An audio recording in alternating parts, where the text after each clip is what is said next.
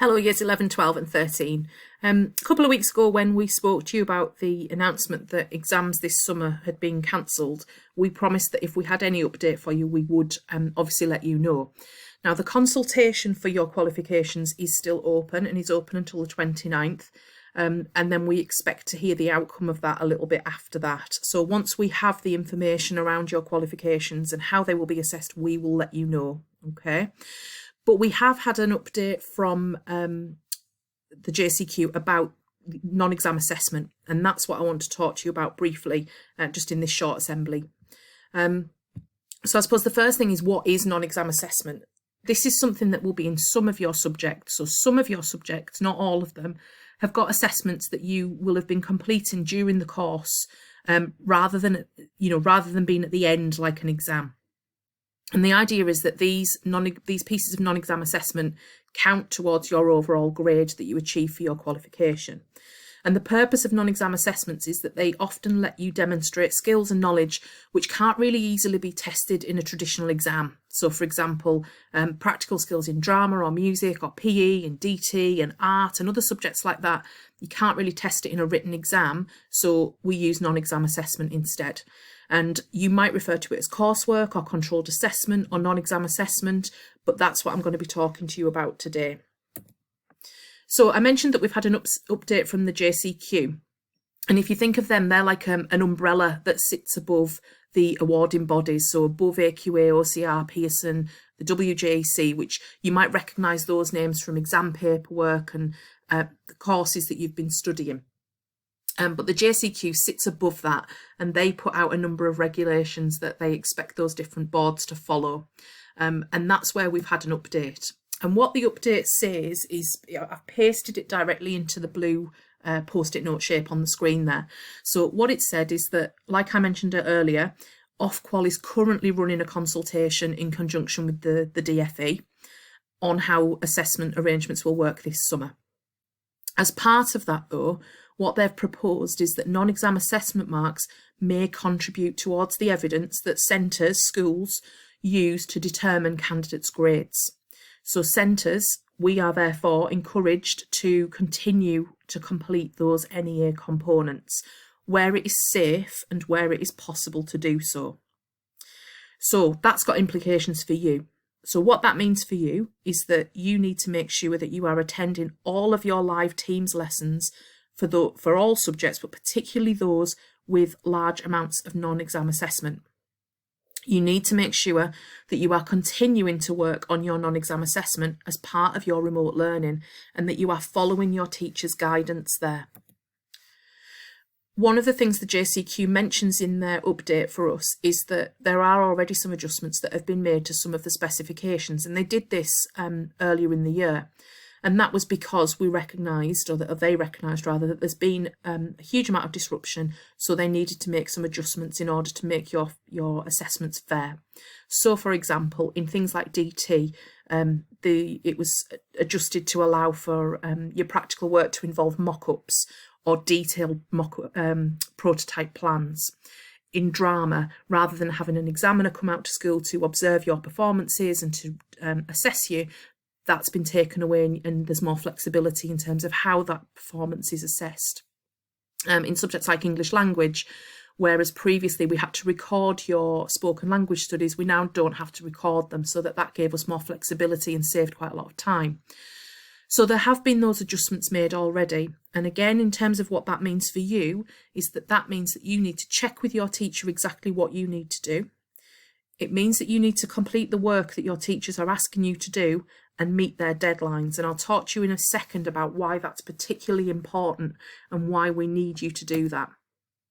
There are always rules around non-exam assessment and around every aspect of exams and assessment. But the really important thing to remember is that these rules are there for a reason. And the reason these rules are there is to make it fair. Because it's important that our assessments and the qualifications that you get have been earned fairly, and that it's fair for everybody completing that course. Nobody should have an advantage over anybody else. So again, your responsibility there is you need to make sure that you complete your work within the rules that your teacher will explain to you.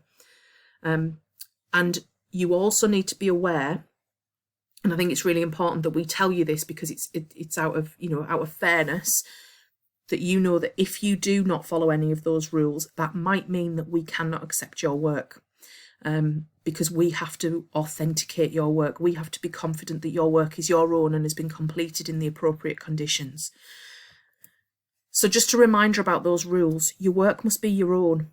And if you do receive any additional help, you need to talk to us about that, because it will have to be reflected in your mark. So it's important that you do the work yourself. And if you're stuck, talk to your teacher about it, and we'll tell you what you are allowed to have and what you're not allowed to have in terms of help. This third rule that's up on there is it's a rule that's there every single year. So this isn't specific to the current situation that we're all in, but you're not allowed to post pictures of your work on social media. So you might be proud of a lovely piece of artwork that you've done. You're not allowed to take a photograph of that and post it on Instagram or Facebook or anything.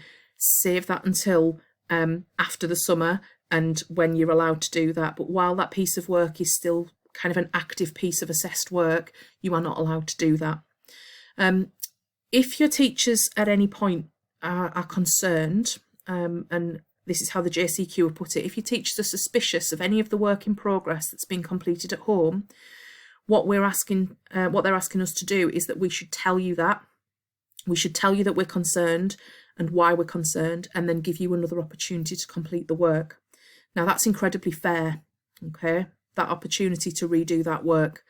If you submit something that is not yours and do not take that opportunity to complete it and to revise it, then that will have implications in terms of the how that counts towards your grade. Now, there is an expectation that your teachers will authenticate your work. So that means that they have to be able to say, yes, I feel that that work is representative of that student's work, and I'm confident that they did that independently and that they deserve the grade that they get for it. So for your teachers to be able to do that confidently and fairly, they'll do the following things. They'll talk to you about your work and ask you questions about it. And through doing that, they'll know that that work is yours. They might get you to complete some of the work in some live Teams lessons so that they can discuss your work with you and check your progress. And again, just like it would be as if we were in the building at school, we will be able to see your work develop. So we need to do that as much as we possibly can while we're working remotely. We obviously know you really well. So one of the things we will do is we will compare the work that you're producing, that you've produced in school, with the work that you are completing at home. So if there is a huge difference between that quality, then that will make us ask some questions, and we will come and talk to you about that. We will set you some really specific timescales and deadlines so that we can see your work develop and progress. We need to see those steps that you take as you improve your work and as you complete your work. It's no good if we just set you off and then several weeks later see a fully formed piece at the end. We can't then with confidence say, yes, that student did that work really independently and it's representative of their ability and the grade that they get. We need to see it as it develops, like we would in school. And that's what these measures are to try and do, to give us that impression that we would have if we'd been in school normally. Your teachers will also remind you, and this is why I'm reminding you about this now as well, is that your work must be your own.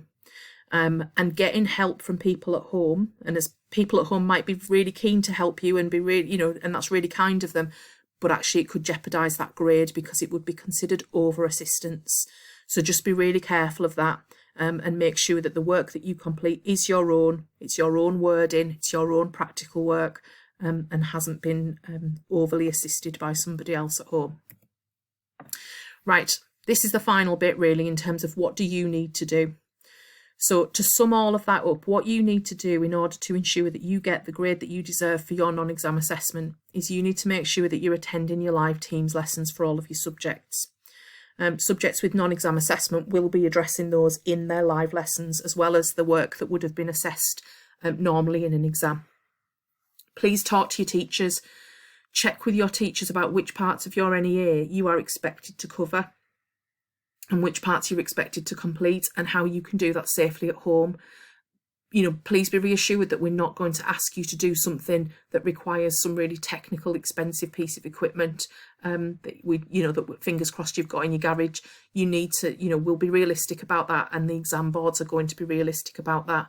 So we'll be clear about what we expect you to do and what we think you are able to complete at home. So check in with your teachers, and then linking to that third one, complete that work.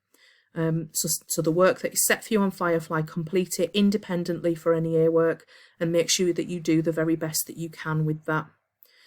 Meet the deadlines that are set by your teachers. That will make sure that the work is as complete as it can be to submit and to grade and for us to use as part of your assessment.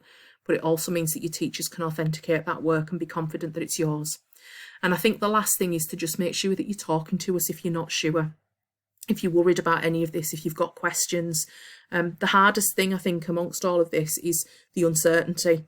And rather than worrying about that uncertainty, because we're not going to have some concrete answers for a few weeks yet, you can be certain that if you do the things on the screen at the moment, that you'll be all right, that you'll do well, and that you'll complete that piece of work and you'll be making progress towards the grade that you deserve. So please attend those lessons. Talk to us about what you need to do. Do your best with your work, hand it in when we ask you to, and keep talking to us if you're stuck, if you're unsure, or if you need any support. Okay. Now, as we get information about the consultation for your qualifications, if we get any information about how that's all going to work, we will share that with you as soon as we can. Okay. But do get in touch if you've got any questions. Thank you.